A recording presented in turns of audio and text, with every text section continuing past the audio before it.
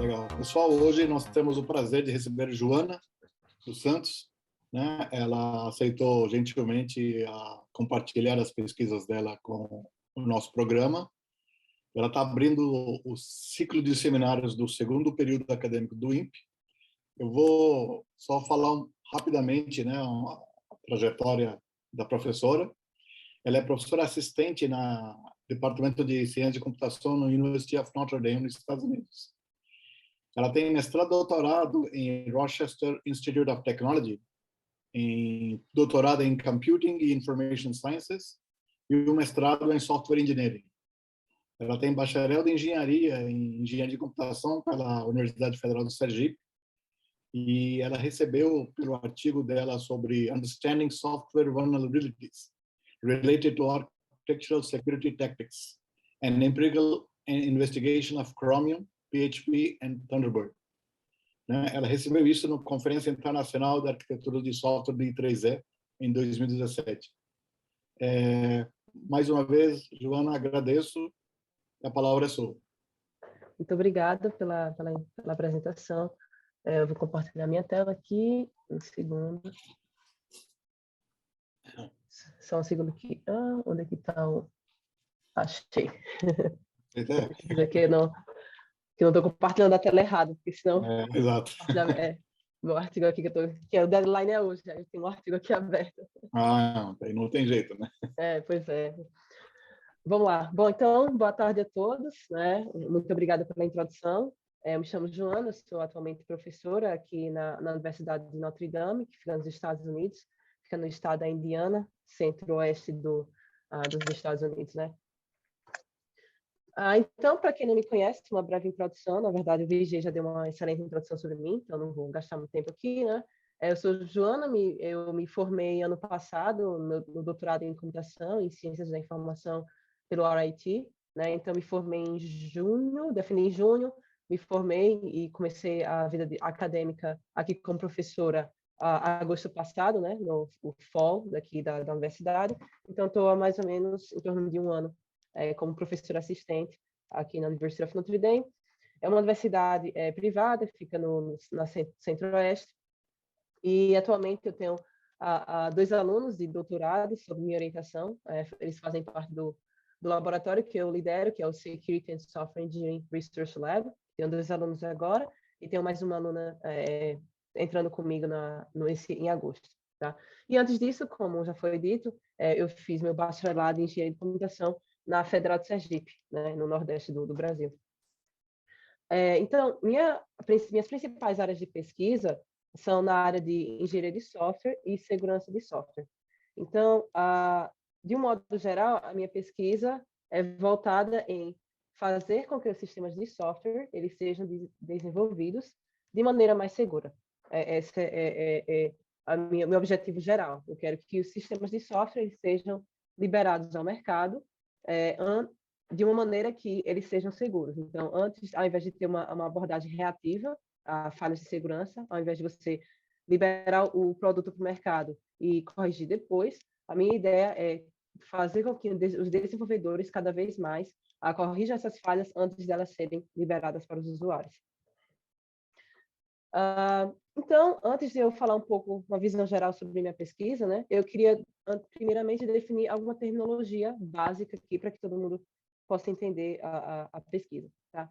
Então, a primeira coisa que eu gostaria de falar para vocês é como é que as empresas, desenvolvedores de software, eles fazem uma engenharia de software segura. Tá? Como é que isso acontece?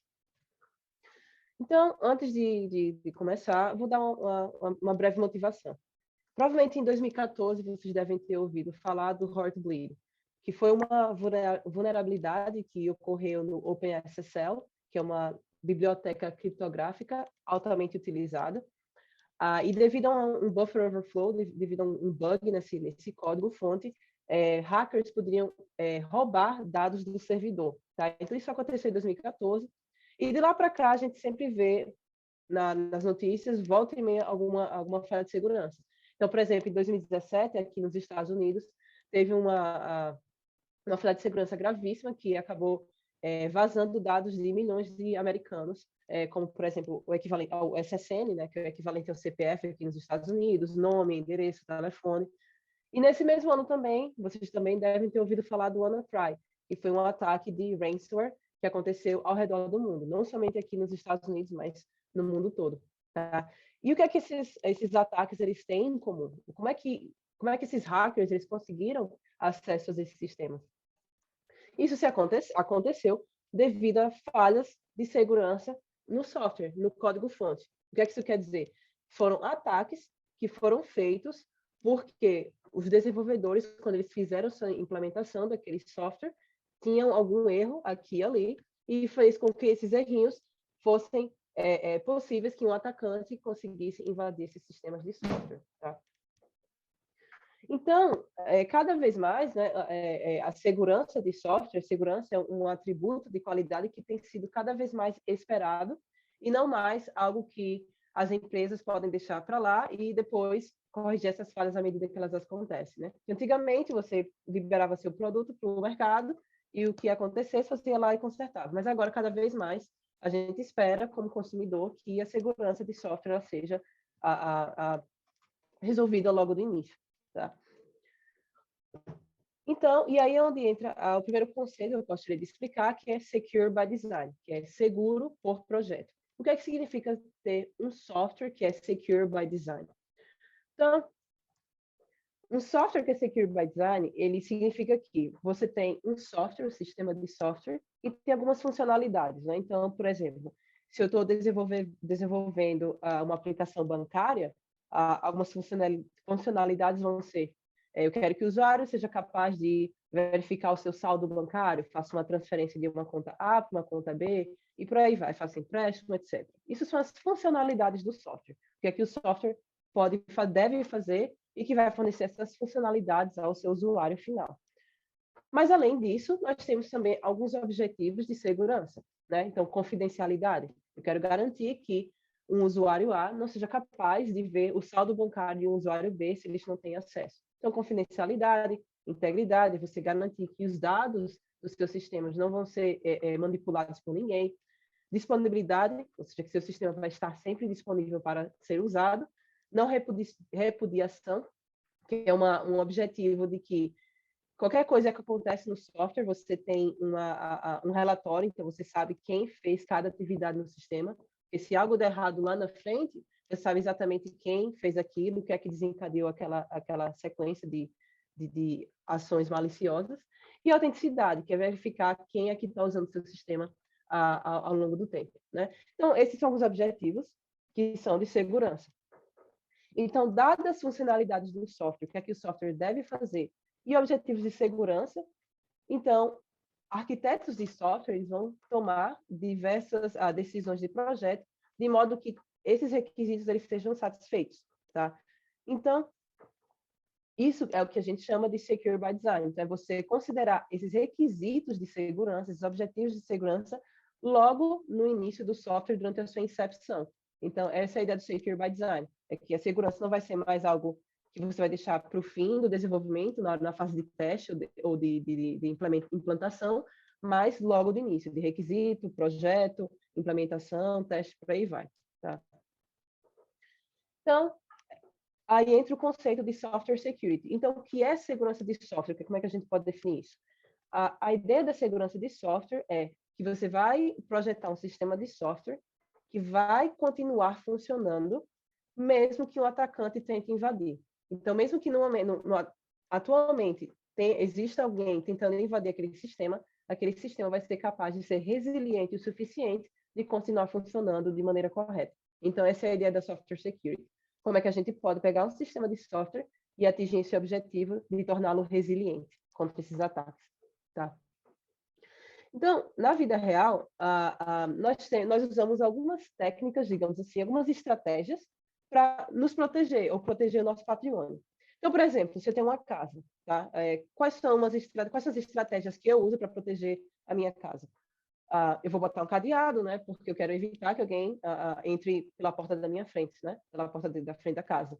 Posso pôr uma câmera de modo que eu possa detectar invasões. Então, um cadeado, ele resiste a invasões, ele torna uma invasão mais difícil, e uma câmera, ela não torna mais difícil, mas ela torna mais fácil para mim, que eu possa detectar, veja que tem alguém tentando invadir a minha casa, ou até mesmo identificar depois quem é essa pessoa.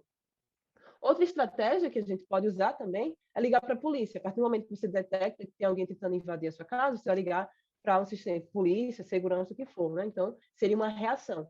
Eu detectei que algo estava acontecendo aqui e agora eu vou reagir. E outra estratégia também é, por exemplo, seguro. Você pode ter um seguro na sua casa ou no seu carro, de modo que, numa situação infeliz de uma invasão acontecer, você pode se recuperar desses danos financeiros, né? Então, na vida real, nós usamos algumas dessas estratégias para se proteger de invasões, de situações ruins. Da mesma forma, em sistemas de software, nós também temos estratégias de modo a tornar esse sistema de software seguro. E essas estratégias, elas são chamadas de Security Tactics, ou Architecture Security Tactics, ou traduzindo para o português de maneira livre, seria táticas de segurança, né? Táticas de segurança de arquitetura. Então, o que são essas táticas de segurança? São basicamente soluções que você pode usar no seu sistema de software de modo a satisfazer objetivos de segurança. Essa é a ideia. Então, essas táticas de segurança, elas são organizadas em 4 categorias.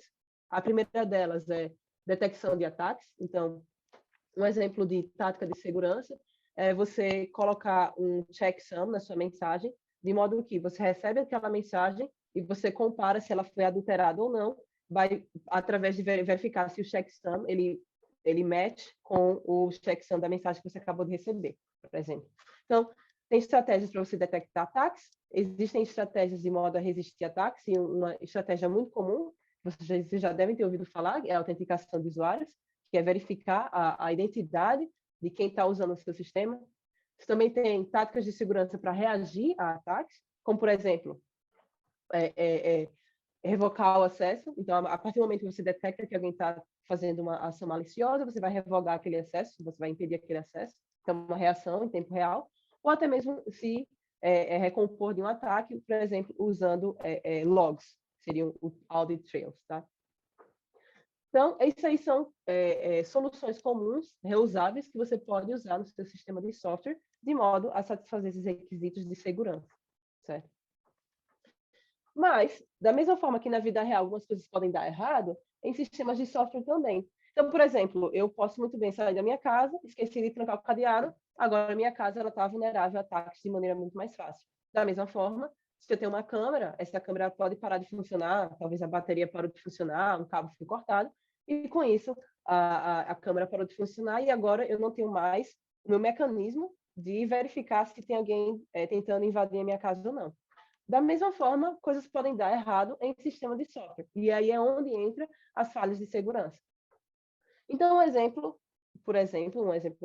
que pode ocorrer seria ter um sistema de software que não tem um mecanismo de lockout. Seria um mecanismo de você revogar o acesso depois que uma pessoa tenta autenticar múltiplas vezes e não consegue. Então, por exemplo, quando você tenta usar, por exemplo, o seu Facebook, ou uma aplicação bancária, se você entrar sua senha incorretamente múltiplas vezes, em algum momento sua conta vai ficar trancada, né? Você vai ter que fazer essa autenticação de uma maneira alternativa, tá? E aí você deve ficar se perguntando, isso é super chato, porque às vezes eu esqueço, enfim. Mas por que esse mecanismo é importante? E por que é tão utilizado ultimamente, né? Bom, para responder essa pergunta, eu vou usar como exemplo o Twitter. Então, o Twitter, em 2009, ele estava suscetível a ataques de força bruta. O que é um ataque de força bruta? É um ataque que um hacker, ele escreve um script e, vamos supor, eles sabem que meu usuário no Twitter, por exemplo, é Joana CSS. Então, eles vão tentar várias combinações de senha diferentes. Então, 1, 2, 3, 4, 1, 2, 3, 4, 5, Joana 1, 2, 3, e até eles conseguirem acabar descobrindo qual é a minha senha. Então, eles vão tentar todas as combinações possíveis para tentar entrar na minha conta. E aí, qual é a questão? Se você não tem um mecanismo de lockout, você vai permitir que esse atacante ele tente todas as combinações possíveis até o script dele falhar, tá? Então, o Twitter tinha essa falha de segurança, contas foram hackeadas, e aí foi quando eles consertaram essa falha, em 2009. Porém, em 2016, eles perceberam que, na verdade, aquela correção não estava 100% completa. O que aconteceu? Eles foram lá e falaram, tudo bem, vamos pôr um mecanismo aqui de lockout. A questão é que o mecanismo de lockout deles foi implementado de uma maneira que eles checavam se a falha de autenticação ocorreu em um determinado país. Então, vamos supor, se eles colocaram um limite de 3, você só pode falhar 3 vezes no Brasil, uma coisa que você podia fazer com o atacante é, agora eu vou usar uma VPN, eu vou fingir que eu estou nos Estados Unidos e vou tentar de novo por 3 vezes. Deu errado, vou tentar de novo no México. Deu errado, vou tentar de novo no Canadá. E sair trocando o país de origem daquela requisição, porque assim você vai ter mais chances de dar certo em invadir uma conta, tá? E aí foi quando eles viram que era uma outra falha de segurança e eles consertaram. Então, é por isso que é importante a gente ter esse mecanismo de lockout, porque ele permite que um atacante não vá ser capaz de fazer esses ataques de força bruta, tá? Então, dada essa terminologia, agora eu vou dar uma visão bem geral da minha pesquisa, né? O que é que eu vim fazendo ao longo desse tempo, tá? Então, eu vou apresentar um pouco esses 2 últimos trabalhos aqui, que é um trabalho sobre um catálogo de falhas de segurança comum, e esse outro trabalho, esse primeiro aqui, que é um estudo empírico sobre falhas de segurança em sistemas de software que usam plugins, tá? Então, eu vou dar uma visão geral e eu espero que a terminologia seja suficiente para que todo mundo possa entender, certo? Mas se tiverem qualquer pergunta, fiquem à vontade de perguntar, tá? Então, o primeiro trabalho que eu vou falar um pouco é o CAWE Catalog, tá? O que é isso e qual é a motivação por trás desse trabalho? Bom, esse catálogo, que foi chamado de Common Architectural Weakness Enumeration, ou seja, uma enumeração de falhas comuns de arquitetura, é um catálogo que a ideia é você criar uma taxonomia, uma lista de tipos de falhas comuns que podem acontecer devido a uma falha de projeto, ou seja, seu sistema de software foi projetado de maneira incorreta, ou numa situação em que o projeto do seu software está correto, porém a implementação daquele projeto está incorreta. Então, a implementação no código-fonte daquele projeto, daquele design, está incorreta. Tá? Então, esse catálogo, ele tem, no momento, 224 falhas de segurança, tipos de falhas de segurança que podem ocorrer. E essas falhas de segurança, como vocês podem ver aqui nesses slides, elas estão organizadas, categorizadas, de acordo com as táticas de segurança que eu falei logo no início.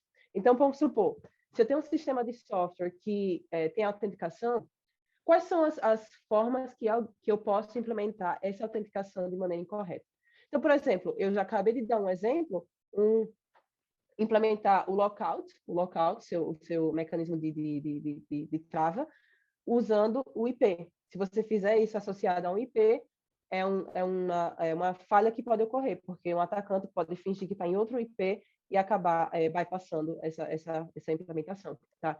Então, a ideia desse catálogo é justamente essa, é que um engenheiro de software, um arquiteto de software, possa ir lá e ver, se eu tenho autenticação, como é que eu posso implementar isso de maneira incorreta?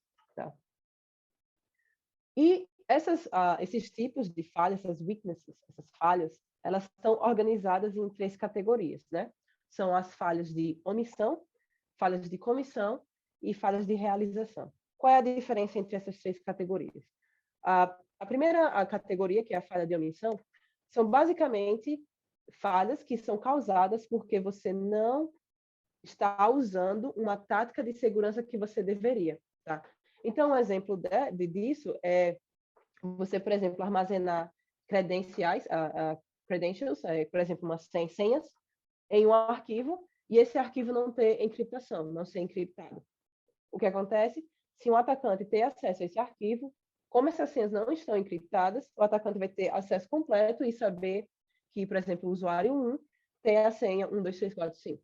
Então, é uma falha de omissão, é a falha de você não ter usado encriptação no seu sistema, quando você deveria ter usado.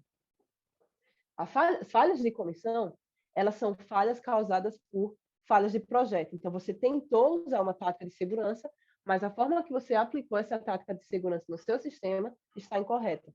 Então, um exemplo disso é o uso de autenticação no lado do cliente, ao invés do lado do servidor.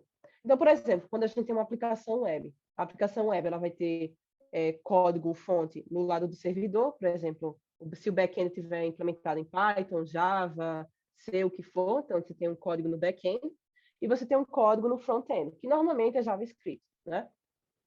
E aí o que acontece? Imagina que o seu sistema ele faz a verificação de autenticação no JavaScript, que fica do lado do cliente, no front-end daquele código. Qual é o problema? Qualquer atacante pode ir lá na ferramentas de desenvolvedor do seu navegador web, vai lá, modifica aquele JavaScript, remove a linha que faz a autenticação do usuário e, bom, ele vai ser capaz de entrar no servidor e acabar sem precisar se autenticar. Então, o que está acontecendo aqui? Você tentou usar essa tática de autenticação, porém, a forma que você usou, a forma que você projetou, aplicou no seu sistema está incorreta, entende? E a última categoria é a realização. O que é que isso quer dizer? É quando você tem uma falha de um projeto que é robusto, então seu projeto está robusto, ele vai satisfazer todos os requisitos de segurança, porém, na hora que essas decisões vão ser implementadas no código, elas vão ser implementadas de maneira incorreta. Então, um exemplo vamos supor que eu corrigi minha falha, agora a autenticação está feita do lado do servidor, ótimo, então corrigi aquela falha, bacana. Mas imagina que tem uma URL que está faltando, eu esqueci de botar minha condição lá, que eu tenho que verificar se o usuário está autenticado ou não, antes dele poder acessar essa URL aqui. Então, é uma falha a nível de código. A nível de projeto está correto, mas a nível de código não está. Essa implementação ela foi feita de maneira incorreta. Tá? Então, aqui eu tenho um outro exemplo de uma falha, um tipo de falha nesse catálogo. Então, como vocês podem ver aqui, esse catálogo, ele tem, primeiramente, tem uma informação sobre qual é a tática de segurança que está sendo afetada, qual é a tática de segurança que vai ser impactada por isso, por essa falha de segurança. Então, por exemplo, a tática que nós temos aqui é gerenciamento de sessões de usuário, né?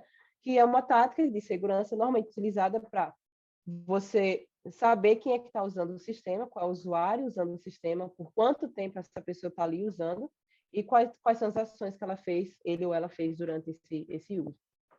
Tá? E aí esse catálogo ele também inclui mais detalhes sobre como essa falha de segurança pode acontecer. Então aqui, por exemplo, essa falha está dizendo o quê? Que a forma que você implementou essa tática de segurança permite que dados de uma seção acabem vazando para outra seção. Então, por exemplo, aqui tem um código escrito em Java e que nesse código-fonte aqui nós temos uma variável chamada nome e essa variável, por ela ser estática, por ela ser compartilhada por diversas requisições diferentes, esse nome ele pode vazar de uma seção para outra. Tá? Então, esse catálogo aqui ele fornece uma descrição bem detalhada como isso pode acontecer, exemplos usando código-fonte, e não só isso, também como é que você pode corrigir essa falha, a nível de arquitetura, a nível de projeto, a nível de teste ou implementação. Tá? Então, essa é a ideia do catálogo, é fornecer essa informação para engenheiros de software, arquitetos de software e por aí vai. Tá, mas, ok, é interessante ter um catálogo, mas por que ter esse catálogo? Qual é a vantagem de ter esse tipo de catálogo no body of knowledge? Bom, a ideia é, primeiramente, esse catálogo ele foi criado, ele baseado numa lista que existia de falhas, de tipos de vulnerabilidades, e essas falhas elas foram categorizadas em falhas relacionadas com a arquitetura do software e falhas que não são relacionadas com a arquitetura, tá? E aí, para as falhas que eram relacionadas com a arquitetura, então a gente classificou se elas são falhas de omissão, comissão ou implementação, realização. E esse catálogo, a vantagem dele é que ele reflete o estado da arte atual em se tratando de vulnerabilidades e como essas falhas elas podem ocorrer em sistemas de software reais, tá? E ele pode ser usado, esse catálogo ele pode ser usado como uma checklist ou como framework, de modo que você possa verificar a qualidade do seu sistema de software, do seu projeto de software, da sua arquitetura de software. Tá? Então, como é que esse catálogo ele pode ser usado nesse cenário? Então, ele pode ser usado durante code reviews, durante revisão de código. Por exemplo, quando você faz um pull request que você quer mudar o branch, o seu código-fonte. Você pode usar esse catálogo como uma checklist. Então, por exemplo, aqui essa pessoa está modificando o meu algoritmo de autenticação. Então, você pode usar o catálogo e ver o que é que pode dar errado na autenticação e usar aquilo como uma checklist. Um outro cenário também é treinamento.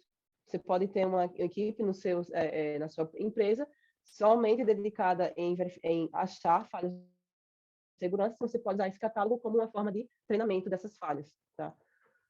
Outro cenário é análise de risco de arquitetura. Então, você, antes mesmo de escrever o código, você vai fazer uma análise de risco. Dados esses componentes que existem na minha arquitetura de software, o que é que pode dar errado? Você tem um banco de dados, o que é que pode dar errado eu tendo um banco de dados? Eu estou usando um serviço web implementado em Python. O que é que pode dar errado nesse cenário? Tá? E o último caso, que é um pouco relacionado com essa análise de risco, é a modelagem de ameaças, ou também chamado de misuse case, casos de misuso, que é você fazer uma documentação detalhada de como um atacante pode acabar utilizando de uma maneira maliciosa, funcionalidades do próprio software, de modo a conduzir ataques. Tá? Esse catálogo, você deve estar se perguntando, bacana, onde é que esse catálogo está? Esse catálogo está disponível online nesse site, então se você for no cwi.mitre.org,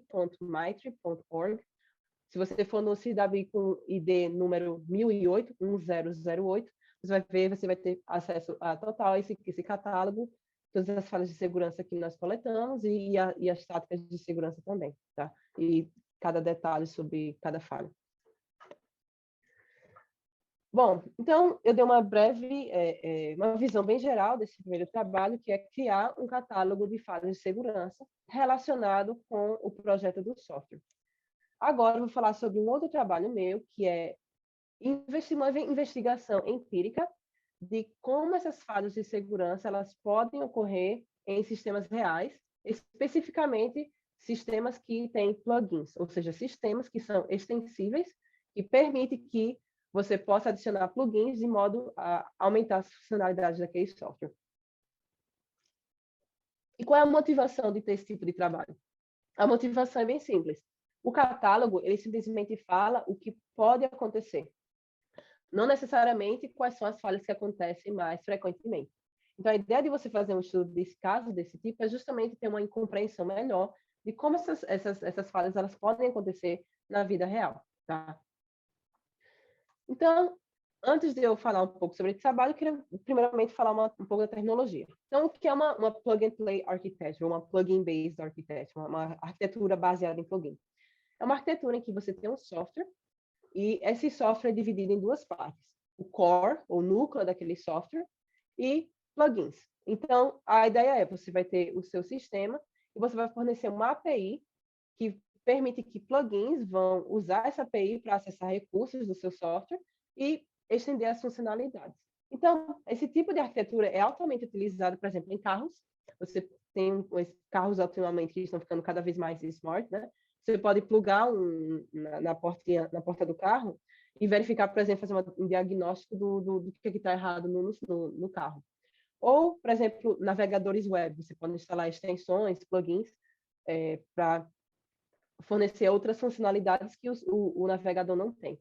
Ou até mesmo também jogos de computador. Você pode instalar plugin para, por exemplo, mudar a skin do game, por aí vai. Então, é um tipo de arquitetura que é usado largamente na vida real. Tá? E quais são as dificuldades quando você tem uma arquitetura baseada em plugins em se tratando de segurança? Qual é o problema? O problema é o seguinte, se você está implementando esse tipo de software, você não sabe, a priori, quais são as funcionalidades que serão fornecidas pelos plugins. A única coisa que você tem controle é a API que eles vão usar, mas você não tem controle sobre o que tipo de funcionalidade exatamente eles vão implementar. Então, fica muito difícil prever como esses plugins eles vão ser mal utilizados por hackers. E se você conseguisse prever esses tipos de mau uso, seria mais fácil projetar estratégias de mitigação, mas sem saber exatamente o que é que pode acontecer, fica difícil de fazer essa mitigação. Então, qual é o problema? Porque os plugins eles acabam aumentando a área de ataque, que é a attack surface da sua aplicação. Por quê? Porque um atacante, um hacker, ele pode acabar usando um plugin que tem um bug, por exemplo. Vamos supor, eu uso no meu navegador web o botão do Google Scholar, eu uso isso para gerar rapidamente citação em biblioteca. Vamos supor que tem uma falha de segurança nesse plugin, o que é que vai acontecer? Alguém vai ser capaz de, por exemplo, roubar meus dados de navegação, saber meu histórico completo, que é uma falha de segurança gravíssima de alguém ter acesso ao meu histórico de navegação. Então, nesse caso, um hacker ele usou um plugin que é benigno, é algo que fornece uma funcionalidade trivial, mas que tinha uma falha de segurança nele. E o outro cenário que pode acontecer é o seguinte, é você ter um plugin que é malicioso, que é deliberadamente malicioso, e através desse plugin, o atacante ele vai ter acesso a todos os dados da aplicação e também dados de outro plugin. Então, vamos supor que eu estou procurando, sei lá, um plugin para fazer gerenciamento de tempo, para poder me organizar melhor. E aí eu vou lá no Marketplace, acho um plugin, é bacana, vou instalar. E no fim das contas, é um plugin que foi feito de uma maneira mal intencionada, que o único objetivo é roubar meus dados. Tá? Então, tem esses dois riscos aí. Plugins que são benignos, mas que têm falhas de segurança, ou plugins que são maliciosos, logo de cara. Então, como é que você, como engenheiro de software, vai se proteger desses dois cenários? Tá? Então, a ideia é o seguinte, a ideia é que a gente quer se proteger dessas falhas de segurança que são causadas por plugins e que podem ser causados porque a gente não tem mitigações eficientes no nosso sistema, de modo a parar esses ataques, ou também podem ser falhas causadas por uma falha inapropriada, um projeto inapropriado do seu sistema, ou também pode ser uma falha de implementação. Então, como é que a gente pode prevenir isso? Então, a ideia do trabalho foi, primeiramente, vamos investigar como é que essas falhas de segurança elas podem ocorrer, porque através dessa investigação de como elas ocorrem e como os desenvolvedores corrigem essas falhas, a gente vai poder criar uma taxonomia que pode ser reutilizada como conhecimento para outras pessoas. Então, essa é a ideia desse trabalho, é investigar o que acontece e criar uma taxonomia dessa investigação. Então, por que é importante você saber esses tipos de falhas? Porque, por exemplo, pesquisadores demonstraram que um atacante era capaz de, através de uso de um plugin, que é essa Telematic Control Unit, era capaz de remotamente parar um carro, remotamente, através disso, parar um carro ou completamente desativar os freios do carro, que é algo que pode gerar problemas gravíssimos de acidente. Tá? Então, para a gente fazer esse trabalho, nós usamos a seguinte metodologia, que é uma metodologia chamada Grounded Theory, que é uma metodologia de análise de dados, de modo que você queira criar uma teoria baseada nos dados. Tá? Então, para fazer esse trabalho, nós investigamos falhas de segurança em 7 sistemas de software open source: Chromium, Thunderbird, Firefox, WordPress, Pidgin, OpenMRS e Apache Office. Esses são sistemas de software open source e que tem uma arquitetura de software baseada em plugins. Tá? Então, através de uma análise dessas falhas de segurança e verificando quais são as falhas de segurança causadas por plugins relacionados com plugins, foi que a gente foi capaz de derivar essa taxonomia. Então, se vocês observarem aqui, essa taxonomia é organizada em contexto, que são essas caixinhas aqui em marrom, em amarelo, são o contexto de onde essas falhas de segurança podem acontecer. Então, pode ser que as falhas de segurança ocorrem durante a execução do plugin, ou durante a atualização do plugin, ou durante a instalação. Esse é o contexto. E aí nós temos as falhas de segurança que estão aqui visualizadas em vermelho, que é que pode dar errado. Então, por exemplo, um um tipo de falha que pode ocorrer é não compartimentalizar os objetos usados pelos plugins. Isso pode permitir que atacantes roubem dados de um plugin como o do outro. Tá? Então, nessa parte aqui central, em cinza, nós temos as consequências de você ter essa falha de segurança, o que pode dar errado, qual é a consequência disso. E, por fim, como parte daquela taxonomia, nós também categorizamos como você pode mitigar essas falhas. Se você tem essa falha aqui, como é que você pode corrigir esse problema a nível de projeto? Tá? Então, para concluir, nessa palestra, nesse seminário, eu só dei uma visão bem geral de 2 trabalhos meus. Um é sobre catálogo de fases de segurança e o outro é sobre uma taxonomia de vulnerabilidades que podem ocorrer em sistemas de software baseado em plugins. Dito isso, eu vou abrir o chão para perguntas, né? E muito obrigada pela atenção. Então, perguntas. Joana, muito obrigado aí por participar aí do nosso programa aí, dando um seminário, compartilhando suas pesquisas. Bom, pessoal, podem perguntar, mas como eu estou organizando o seminário, deixa eu perguntar primeiro. Aquele catálogo CAB, né? CAWE atualizado? Eu não peguei essa parte. Sim, ele está disponível aqui, sim. Entendi. Isso é bom. Deixa eu voltar aqui no slide, onde está. Ele está disponível aqui nesse link. Então ele sempre está atualizando quando for necessário. Interessante. Eu entendo que, por exemplo, hoje em dia está muita gente usando aplicativos, né, no celular para acessar coisas sensíveis, como o banco, até o SOGOV-BR, né, que está virando popular. Eu entendo que o design e o desenvolvimento, né, a implementação do software é muito importante levar a conta a security, né, em consideração a security, para poder... Mas como que usuários mortais como a gente, que não tem muita... Sim, a maneira que não entende segurança, como eles podem contribuir? Porque hoje em dia, no Brasil, pelo menos, eu estava assistindo uma entrevista da polícia, se alguém com o aplicativo do banco o celular for roubado, os gangues têm 40 minutos para tirar o que puder, achar senha e tudo. Ou seja, como a gente pode ajudar? Porque, por exemplo, eu também tentei, por exemplo, esconder aplicativo, mas não sei como fazer, parece, entendeu? Essa é uma excelente pergunta, e aí entra a questão de usabilidade, segurança e usabilidade, vai entrar um pouco fora da minha área de pesquisa, mas eu vou falar sobre coisas que eu particularmente faço. A autenticação de 2 fatores, né? Então, e aí a questão, a autenticação de 2 fatores, ela vai vir para o seu telefone. Bacana, seu telefone, só que se for roubado, e agora? Então, outra coisa que eu faço é, quando eu troquei de telefone, eu ainda tenho um telefone antigo que ainda funciona, isso é muito velho, então eu uso o telefone antigo para coisas mais sensíveis, e esse aqui que eu uso no dia a dia, eu uso para rede social, etc., que é sensível, mas não vai me deixar sem dinheiro, né? Que mais? Outra coisa que eu faço também... Ter 2 celulares. Ter 2 celulares, e aí esse celular que é para autenticação 2 fatores, aplicativo de banco, você vai deixar em casa, protegido a 7 chaves. Outra coisa que eu faço também minhas senhas são todas diferentes.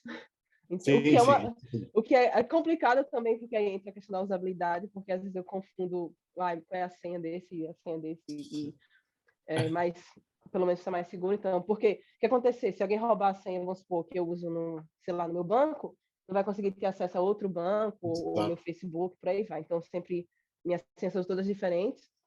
E tem outra coisa que eu esqueci. O que eu ia falar, meu Deus. E outra coisa que é importante todo mundo saber é o seguinte: quando a gente esquece a senha, volta e meia, eles perguntam suas questões de segurança, né? Onde foi que você nasceu? Ou que você escolhe, né? Qual é o primeiro nome da sua mãe, da sua avó, o que for, né? Qual é a sua cor favorita? Essas perguntas de segurança. Mas, na prática, com o uso de mídias sociais, a pessoa compartilha essa informação. Então, todo mundo sabe, por exemplo, qual foi o primeiro carro que você teve. Qualquer amigo meu próximo sabe qual foi o primeiro carro que eu teve. Onde é que você trabalhou? Vai no meu LinkedIn, entende? Então, o que eu faço pessoalmente eu crio uma persona. Então, Joana se formou na Federal de Sergipe, mas essa pessoa separada, elas vão supor, ela se formou no MIT. Então, quando me perguntam, quando a pergunta de segurança, vamos supor, onde foi que você se formou? Eu boto MIT, entende? Minha resposta é ser MIT, que na prática não é. Então, eu crio uma persona falsa para mim mesma, e eu uso essa persona, digamos assim, para responder minhas perguntas de segurança. E aí, com isso, e aí só eu que sei quem é essa persona, ao invés de todo mundo. Então, essas são as dicas, assim, que eu uso na minha vida pessoal. Legal, legal. Uhum. É bom saber, porque eu vou escrever isso. O que eu fiz? Eu vou falar que eu fiz direito no Yale. É uma boa isso. Exatamente. Mas ainda eu acho que tem que ter alguma pressão para que, tipo, bancos, o governo que está desenvolvendo sistemas levem em consideração, né, todas essas considerações que você colocou, né? Esse tipo de catálogo, não sei se no Brasil existe, né? Mas é interessante essa.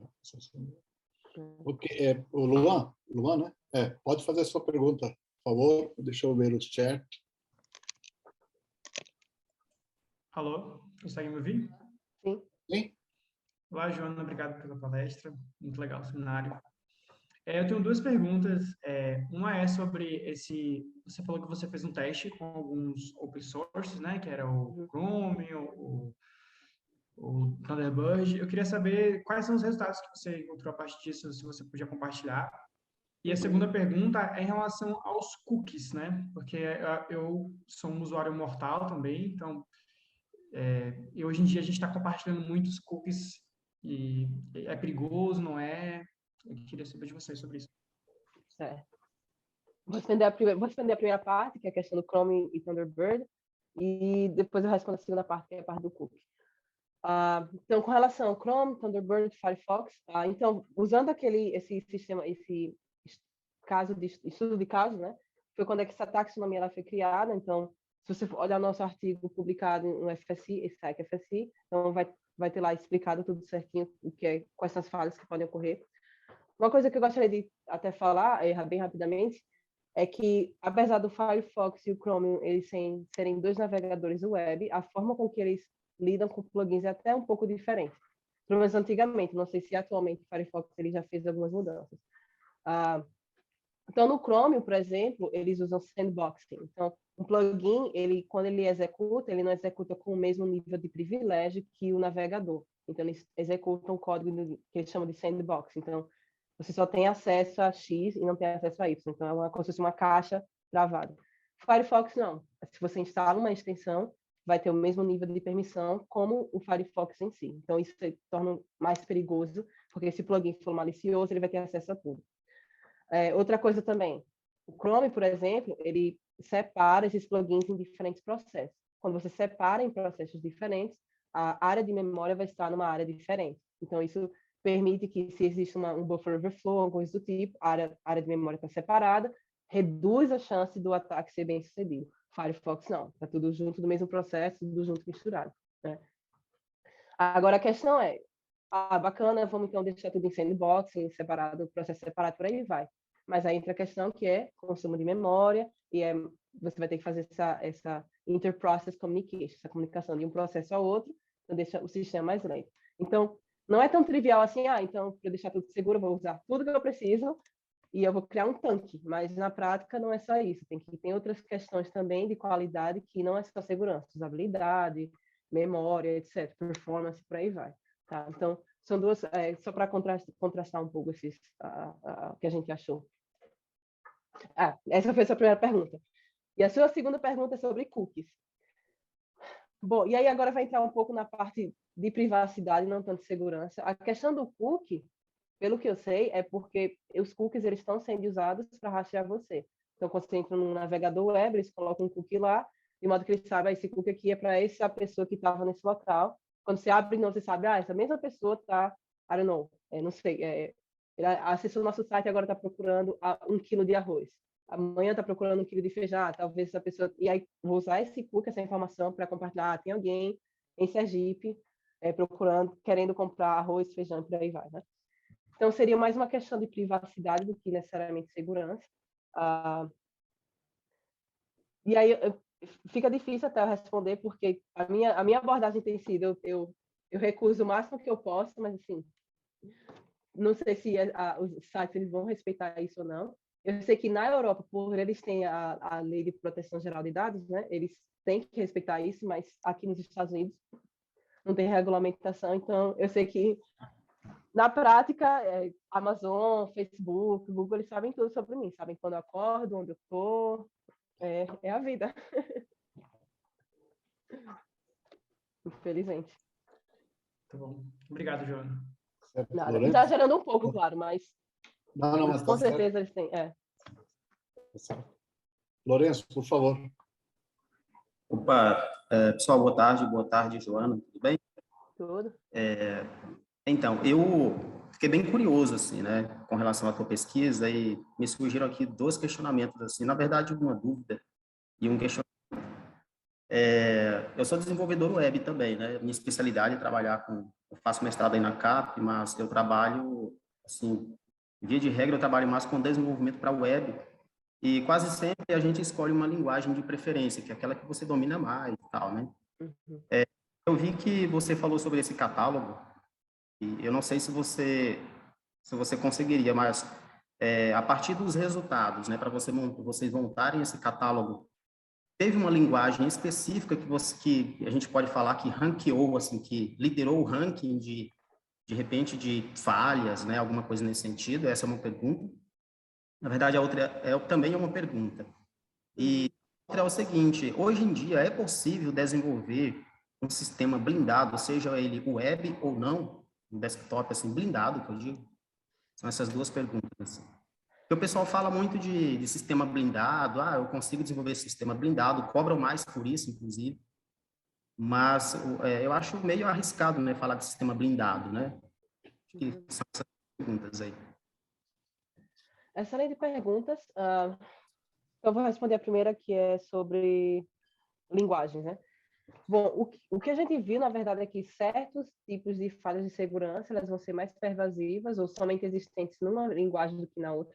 Então, por exemplo, buffer overflow vai ser algo que você vai encontrar mais em linguagens como C e C++, porque elas permitem o uso de ponteiros de maneira, quotes and quotes, né, aspas, indiscriminada. Então, você como desenvolvedor você pode pegar esse ponteiro e vou apontar para o que eu quiser aqui. Por causa disso, pode estar mais propenso a ter falhas de buffer overflow. Não é o caso do Java. Java, por meio de uma linguagem interpretada, tem a JVM, então é diferente. Os tipos de riscos, os tipos de falhas que podem acontecer numa linguagem, num programa de linguagem Java vai ser diferente do C. A gente não necessariamente investigou se usar a linguagem X vai ser correlacionado com um sistema de software mais seguro. Por isso que eu não quero dizer a linguagem X vai ser melhor do que Y, porque eu não tenho dados para embasar esse argumento, e eu não quero entrar nesse debate, porque falou em linguagem, Java é melhor do que isso, aí começa a guerra, não quero entrar em guerra. O que eu sei é que existem linguagens que tentam, de certa forma, corrigir digamos assim, deixar mais difícil com que desenvolvedores façam erros. Então, por exemplo, o Rust, a ideia do Rust é justamente deixar mais difícil você ter um buffer overflow. Essa é a ideia do Rust. Mas isso não quer dizer que o sistema, por ter feito em Rust, vai ser 100% seguro. A ideia do Rust é deixar mais difícil que você faça essas falhas de segurança, mas não necessariamente significa que você não vai ter.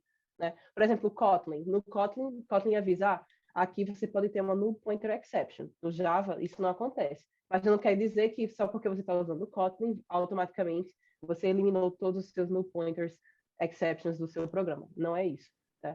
Então, em relação à linguagem, qual é a mais segura, qual não é, eu acho que essa resposta, no momento, a resposta que eu tenho depende de quem está escrevendo o software, depende de muita coisa, depende do tipo de software, de funcionalidades, por aí vai. Quem sabe no futuro vai ter um estudo de caso, e aí vai ser muito interessante ver alguém estudando realmente que linguagem X é mais insegura, não usa essa linguagem. Seria muito interessante.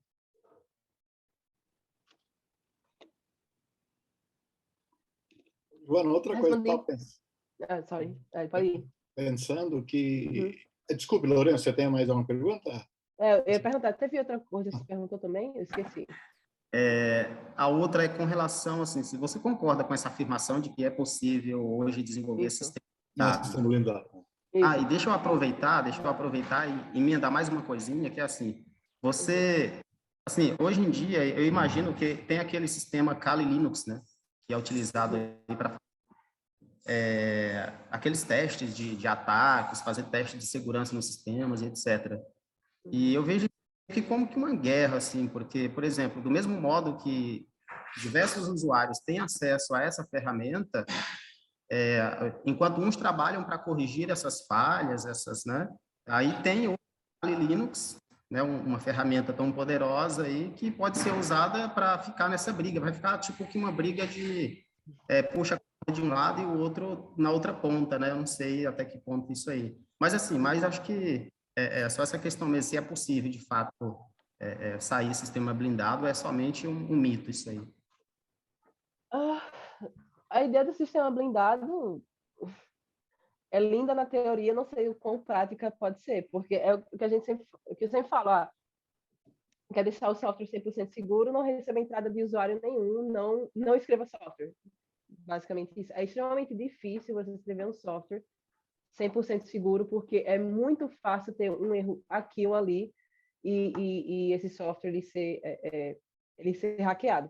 Porque o que acontece, vamos supor, quando você escreve um software, na verdade, você faz uma análise de risco e, digamos assim, uma análise, você define qual é a seu limite de confiança, seu trust boundary. Então, vamos supor, vamos supor, se eu escrevo um software, vamos supor que eu tenho que salvar alguns arquivos de configuração, ou de encriptação, senha, o que for, mas eu estou confiando que, por exemplo, a máquina onde meu software está instalado não vai ser hackeada, porque essa é a minha trust boundary. Mas, então, o software está correto, mas nada impede que alguém acabe invadindo essa máquina, que aí é uma falha a nível de redes, não é a falha a nível de software, e esse sistema, ele falhou. Então, que quando eu falo sistema de software, de maneira abrangente, né? Um sistema de software, não é somente software, tem hardware envolvido, tem roteador, enfim. Obviamente, minha pesquisa é na camada de aplicação, é na escrita do código no projeto de software. Mas ter um sistema de software blindado, boa sorte. E mesmo, vamos supor, em nível de tecnologia, está tudo 100% perfeito. Existe o elo mais fraco, que a gente fala, né, que é o elo mais fraco do nosso sistema de segurança, são as pessoas. Nada impede que um empregado que não esteja satisfeito vai lá e eu vou hackear tudo. Por exemplo, foi o que aconteceu com o Edward Snowden. Ele jogou para cima o pendrive e roubou os dados, né? Então, nada impede. Então, assim, boa sorte.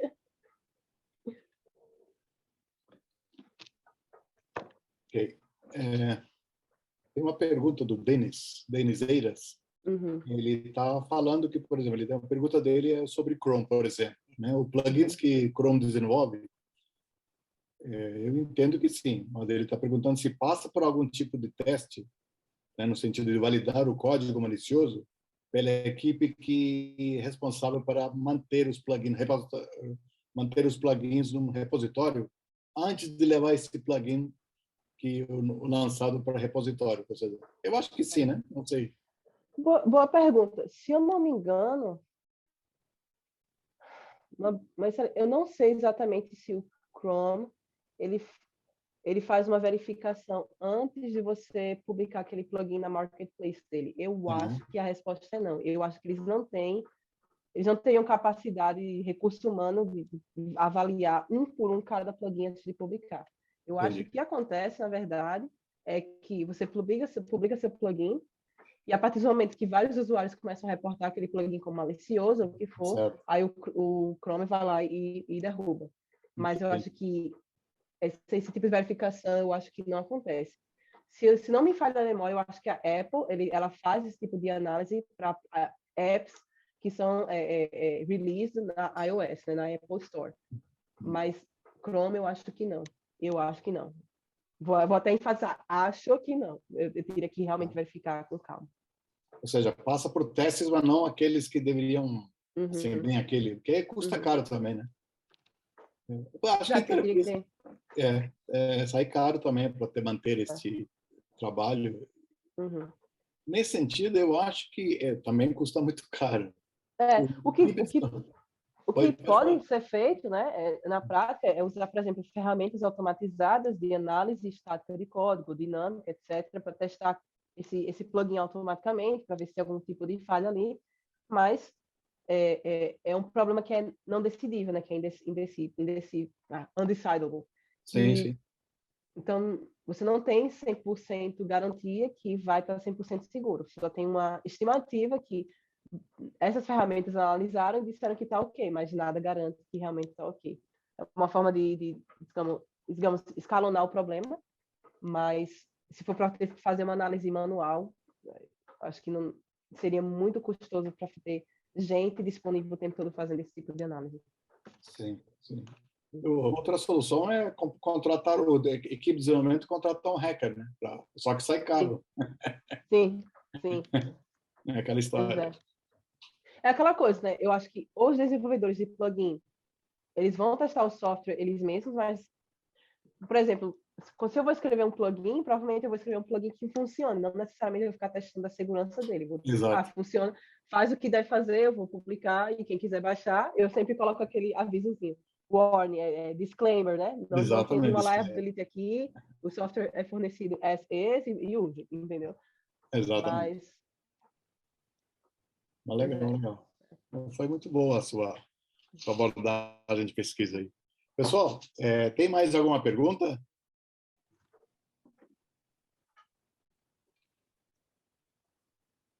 Ok. Joana, outra vez, agradeço em nome do programa de computação aplicada do INPE. Não sei quando você vem para o Brasil, se vier, se você passar por São Paulo, nos avise, para quem sabe, você visitar o INPE, se ainda existir quando você chegar aqui. Nossa, espero que sim. Não, porque sei que está sendo atacado, né? É complicado, mas vamos ver, vamos torcer. Torcer que... Espero em dezembro, com fé em Deus, mas... legal. Depende do Covid, porque tem 2 anos já que eu não vou no Brasil por causa do Covid. Então, espero que em dezembro eu consiga ir, mas eu vou para Sergipe, né, que é de onde eu sou. Claro. Visitar minha família. Não, tá certo. Tá certo. Joana, muito obrigado por atender a nosso pedido de convite aí. Foi importante, né? E ainda bem que deu certo o horário também, porque vocês estão, assim, 2, 3 horas atrás, eu acho. Não sei. Eu acho que agora é só 1 hora, então agora... 1 hora, então vocês estão em horário de verão. São 2 da tarde aqui, então são 3 no Brasil, né? Então, tá, então tá tranquilo. Pois é. Não, eu que agradeço o convite. Mantém contato. Muito obrigada, agradeço o convite. E quem quiser entrar em contato comigo, pode ficar à vontade. Tem meu e-mail, acho que no slide. É Joana, com 2 N, CSS, @nd.edu. Então, podem entrar em contato comigo que eu posso responder. A gente vai gravando também, está gravando, né? E a gente disponibiliza, seu e-mail vai estar aí, eles podem compartilhar. Joana, obrigado aí. Boa semana, bom fim de semana. Até mais. Até mais. Tchau, tchau. Boa tarde.